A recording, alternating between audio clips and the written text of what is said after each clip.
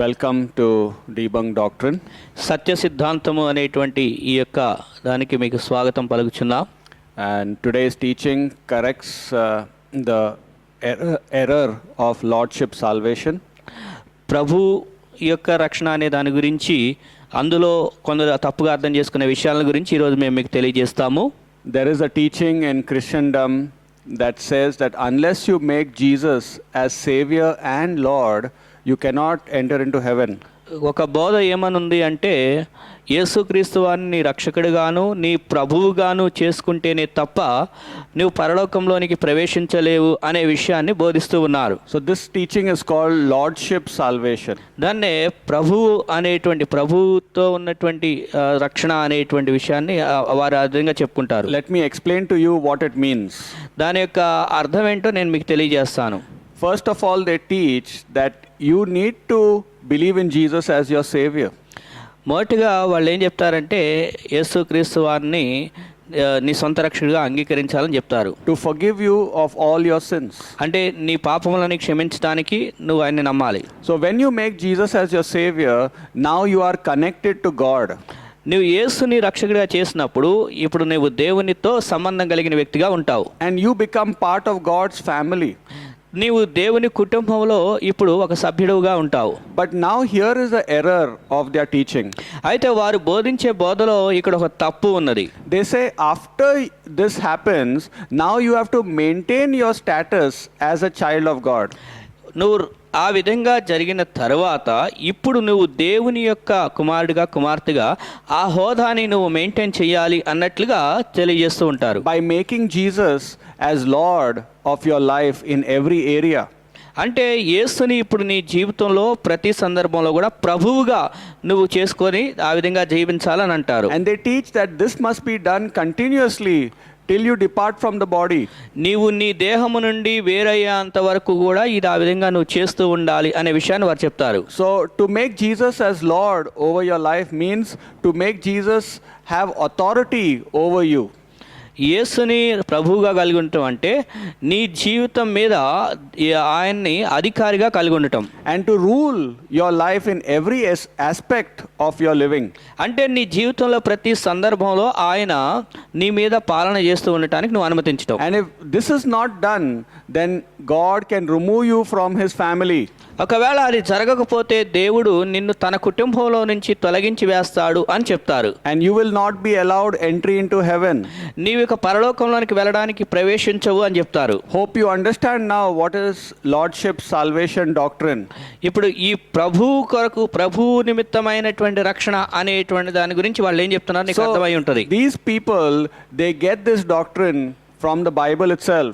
అంటే వారు ఈ బైబిల్లో నుంచే ఈ సిద్ధాంతాన్ని వాళ్ళు ఆ విధంగా పుట్టించుకున్నారు. There are many verses where they use this doctrine, but I will just explain just one verse to you about this error.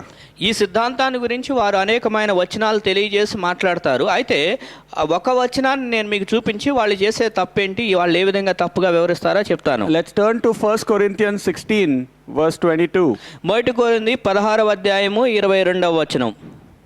1 Corinthians 16 and verse 22. It says like this: If any man love not the Lord Jesus Christ, let him be anathema maranatha.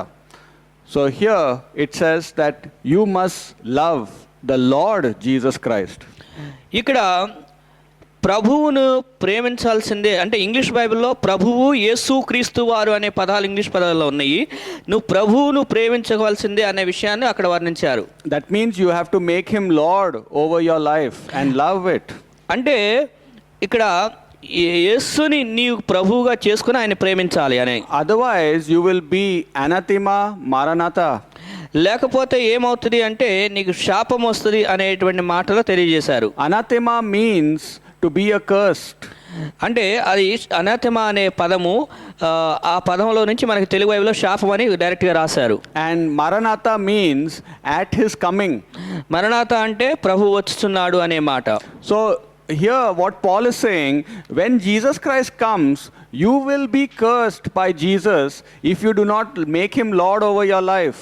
అంటే నువ్వు యేసుని ప్రభువుగా చేసుకొనకపోతే నీవు ఆయన వచ్చినప్పుడు శపించబడతావు అనే విషయంగా తెలియజేస్తున్నారు. So what these people who believe in lordship salvation teach is that you will be thrown into hell. అంటే దీంట్లో వాళ్ళు ఏం బోధిస్తున్నారంటే ప్రభువు అనేటువంటి దాన్ని నువ్వు అంగీకరించకపోతే నువ్వు నరకంలో పడవేయబడతావు అనే విషయాన్ని చెప్తారు. And so they interpret anathema as hellfire. ఈ అనతమ అనేటువంటి పదాన్ని నరకపు అగ్నిగా దాన్ని వారు వర్ణిస్తారు. Hell is not even mentioned in this verse. నరకము అనే పదము వాస్తవానికి ఈ వచనంలో వర్ణించబడలేదు. Do you see the word hell in this verse? ఈ వచనంలో నరకము అనే పదం ఏమన్నా మీరు చూస్తున్నారా? I sure don't see it. నేనైతే నాకు కనపట్లేదు, నేను చూడలేదు. So how do they interpret this verse as hell? కాబట్టి ఈ వచనాన్ని వాళ్ళు నరకము అనే విధానంలో ఎలా వర్ణిస్తున్నారు మరి? And so it is, though it is not there, they are thinking that curse means hellfire. అంటే ఇక్కడ లేకపోయినప్పటికీ వారు మాత్రం వాళ్ళ ఊహాగానాలతో అది నరకపు అగ్ని అనే విషయంగా వాళ్ళు చెప్తూ ఉన్నారు. So you got it now, how people in Christianity itself misinterpret and deceive the common people. ఈ విధంగా క్రైస్తవులలోనే ఈ వచనాలను తప్పుగా వర్ణించి సాధారణ వ్యక్తులని ఎలా మోసం చేస్తారో మీరు ఈ విధంగా గమనించండి. And the common person who does not understand these terms, they get deceived by these Christian theologians.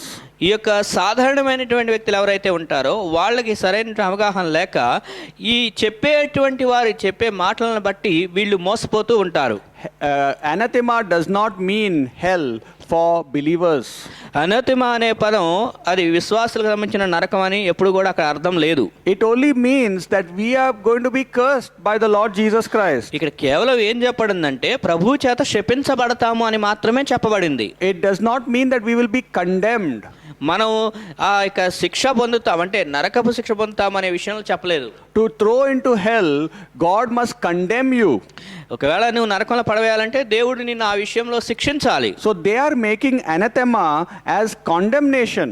కాబట్టి వాళ్ళు ఏం చేస్తున్నారు, ఈ అనతమ అనే పదాన్ని అది దండన శిక్షించే విధానంలో తెలియజేస్తున్నారు. But it actually means only a verbal curse. అయితే వాస్తవానికి అది నోటి పలుకులతో వచ్చేటువంటి శాపము. Or it means that things will not go well for you when Jesus Christ comes.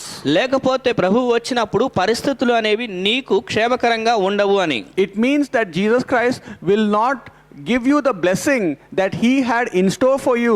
అంటే యేసు ఏదైతే నీ కొరకు కొన్ని ఆశీర్వాదాలను దాచి ఉంచాడో వాటిని నీకు అనుగ్రహించాడు. So what is this curse that will happen to believers who do not make Jesus Lord? ఎవరైతే యేసుని ప్రభువుగా అంగీకరించరో వారికి కలిగే శాపం ఏంటి? They will not receive a crown in heaven. వారు పరలోకంలో కిరీటమును పొందుకోలేరు. They were set to get a crown. Jesus Christ had made a crown for them, but he will not give it to them.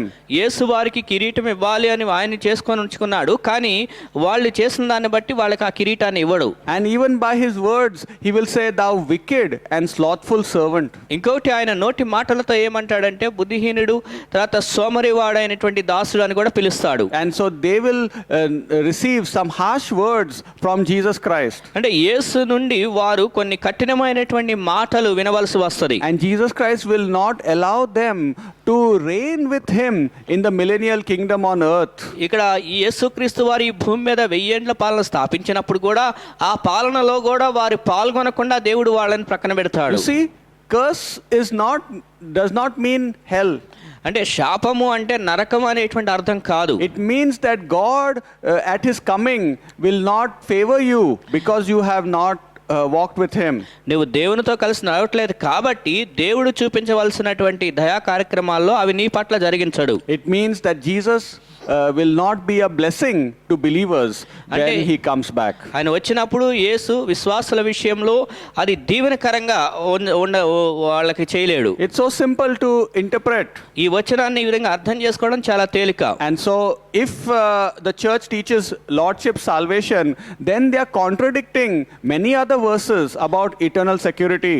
ఒకవేళ ఏదైనా సంఘము ఇలాగా ఈ ప్రభువును అంగీకరిస్తేనే ప్రభువుగా ఉంచుకుంటేనే రక్షణను బోధించినట్లయితే శాశ్వత రక్షణ గురించి అనేకమైన వచనాలు వారు తప్పుగా బోధించే అవకాశం ఉంటుంది. They are going against John 3:16.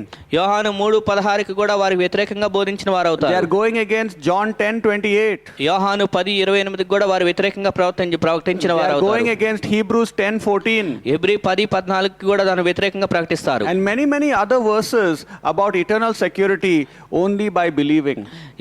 కేవలం నమ్మితే చాలు నీకు శాశ్వత రక్షణ ఉందనే ఈ వచనాలకి వాళ్ళు వ్యతిరేకంగా బోధించేవారుగా ఉంటారు. These verses that I quoted teach us that once you believe in Jesus as your personal savior, you have eternal life. That's it.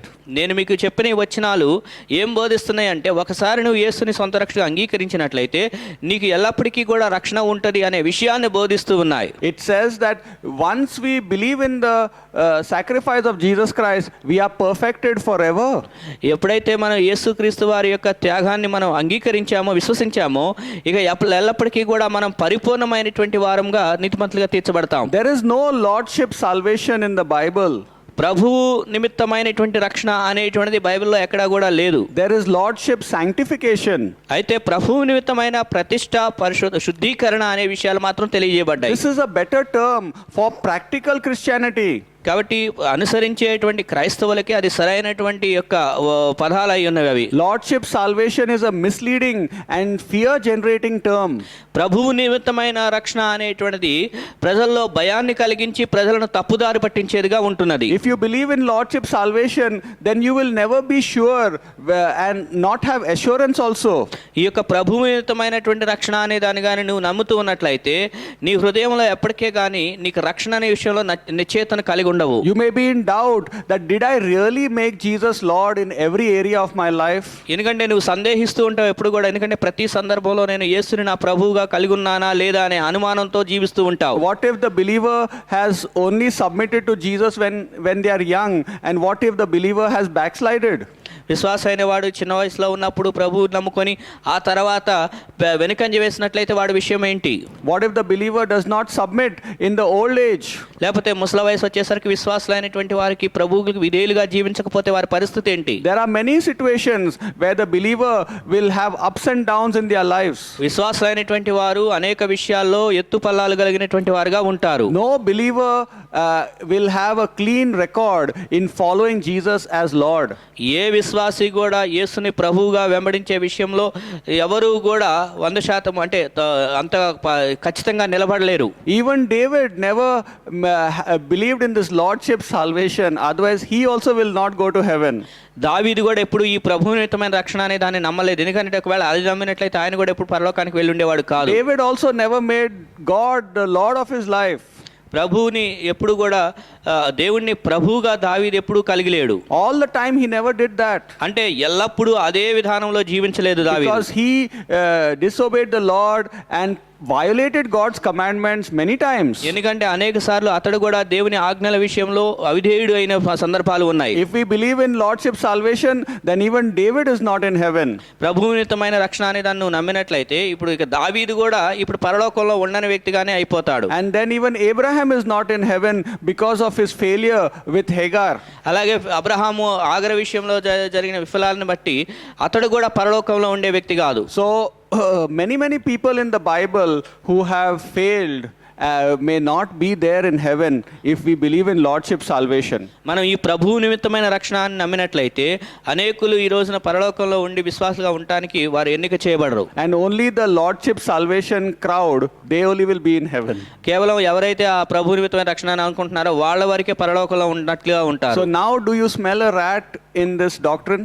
కాబట్టి ఈ సిద్ధాంతంలో ఏదో ఎక్కడో మనకి ఈ తప్పు అనేది అర్థమవుతున్నట్లుగా మీకు తెలుస్తుంది కదా. Do you feel something is fishy in this doctrine? అంటే ఇక్కడ ఏదో మనకి ఎక్కడో మోసం చేస్తున్నటువంటి విషయాలు మనకు అర్థమవుతుంది. I sure can smell a rat.